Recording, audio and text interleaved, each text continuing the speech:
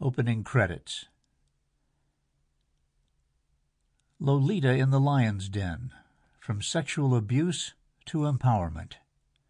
Written by Justin Forrest. Narrated by Steve Carlson.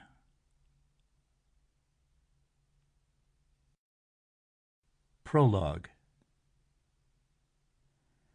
I found myself wandering around Target for over 20 minutes as if suffering from dementia. My mind was blank, yet every 5 minutes I would remember my purpose. Then I would forget again. This must be what it's like to live in a fishbowl. I tell my psychiatrist what I have only told one other person. Nothing illegal. No, much worse than that. I have an attraction for girls and women, and I have had it most of my life. Then I add, I like women more, usually 90% more. I want to tell her that I have a foot fetish, a girl fetish, and, well, a really big woman fetish. Not morbidly obese women, just big women. But I'm too ashamed. I'm worried that it's a bit extreme. Then again, I like ponytails and pigtails. Yuck, you perv, I know. Especially on women. Go nuts over black stockings. Like schoolgirl uniforms, the modified ones. Like feminine voices. Large natural breasts. Shocked you with that one, huh? Long hair, nice, firm, tight asses. And did I mention feet? God, I am a pervert. But just like the visual.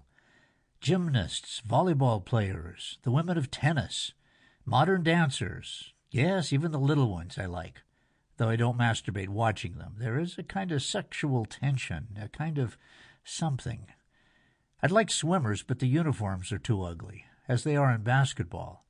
And I love photography, a beautiful moment that can be captured in just that, a moment.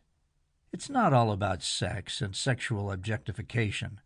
The real turn-on for me is the juxtaposition between contrasting things, a little girl and a snake, innocence and evil, half-naked women slapping balls, toughness and sexiness, a child with lacy bobby socks, a virgin confronting the adult world. The mind is much more complex than just trying to reach a climax. We're talking about the human experience. My psychiatrist is nice. She says she's on my side, but asks if I ever did anything illegal. So I envision her right now, phone in hand, calling the police. There they were in riot gear. Let's get that fucking pervert pedo. For nothing more than me noting what many kept secret. Girls are kind of interesting and cute. It's called the Lolita fantasy. The Dateline Predator guy shows up just around the corner of the junior section at Target, where the girl models seem to always be a bit too adult and the clothes a bit too sexy. And, yes, my eyes would wander, and now I have an excuse to go and fiddle through the clothes, though I avoid doing so. Then he pops around the corner. Do you know who I am? Yes, sir. I'm the guy from the show that pretends to be protecting kids at all costs by encouraging the police to set up people who are usually suffering from one or more mental disorders by pretending to be underage boys and girls and then working really, really hard as they are especially trained professionals to get them to show up at parentless houses. The dude shows up, sometimes naked, sometimes toting a cat, or what seems to be a cat, man, teen threesome, and asking the girl, who's really a woman, where's a room and a condom. Then I show up with a cameraman, further humiliating him.